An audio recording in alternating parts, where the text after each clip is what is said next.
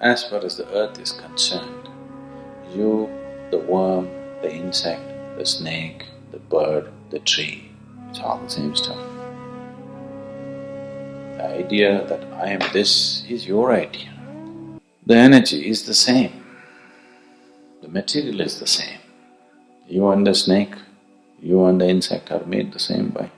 So nobody can claim it is all… that you are something distinct life. So because of certain reasons, it so happens that your Vyana Vayu or the Vyana Prana behaves in a certain way. So your skin becomes like that of a reptile. So when that happens, we say you have Naag Dosh. There are people who are seriously affected by what's called a Sarpa Dosha. When you say Sarpadosha, usually it affects the skin. Today, modern medicine dismisses it as rubbish, superstitious, but we can get you certain cases of skin ailment. Do what you want. You cannot diagnose what it is. For sure you cannot cure with your medicine. So, there are certain other aspects in nature which affects one's health and well-being. So there are various ways to get rid of this. You know, in India, there are people that if you have a snake bite, just by uttering a mantra, they will relieve you of your poison. Do you know this? Long distance. You heard of this man who became very famous, Ramanikal in Karnataka. All you have to do is call him on the phone and tell him your name and what snake.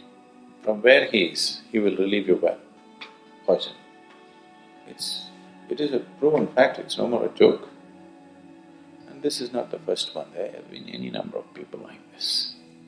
So, one way of understanding life is the chemistry of it.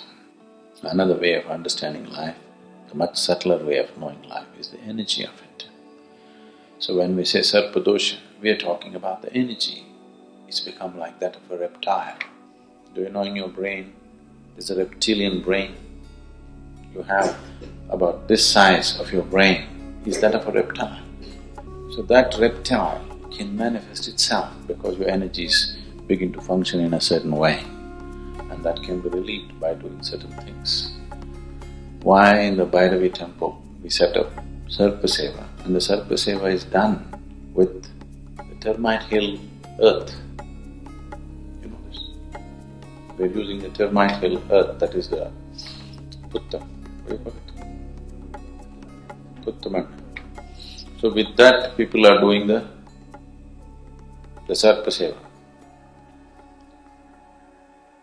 So it can be relieved. It's a simple shift in your energy. So is it because some snake cursed you? So that is just a dialectical way of looking at it. Is it a superstition that a snake cursed you? That's not the point. So this is just a dialectical expression. It is not that some snake is sitting somewhere and cursing you, but there is an element of you which is very much a reptile. There is an element of you which is very much a fish. There's an element of you which is very much an animal, and they can play up. The evolutionary process is very much present in the body. And, they can come alive for various reasons. It is a curse from the snake, and that can be dealt with in a certain way, because it is quite a common problem. That's the reason why we set up the Sarpa Seva for the people. We build temples. So there are most Tamil Nadu, it's a Nagakura. There's another one, Sarpa, in Kerala, it's a very famous temple.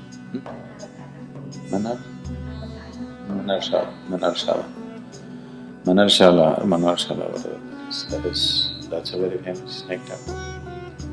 So everywhere they set up this thing so that people go to work it out. And in the process of evolution, reptile is a very significant aspect. And in the evolution of the being, snake is a very important step. And because of that, That's the reason why in India, if you happen to kill a snake, you give it a funeral, you know. People actually give it a funeral, you know. Yeah, yes, they'll put a coin, a milk, ghee, whatever. Whatever you do for the people, a human being, you do that because it is closely related to you on one level. Well, modern expression is you have a reptilian brain.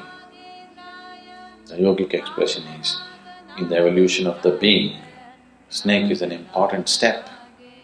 So you have to keep it in a certain way, otherwise it'll come alive within you.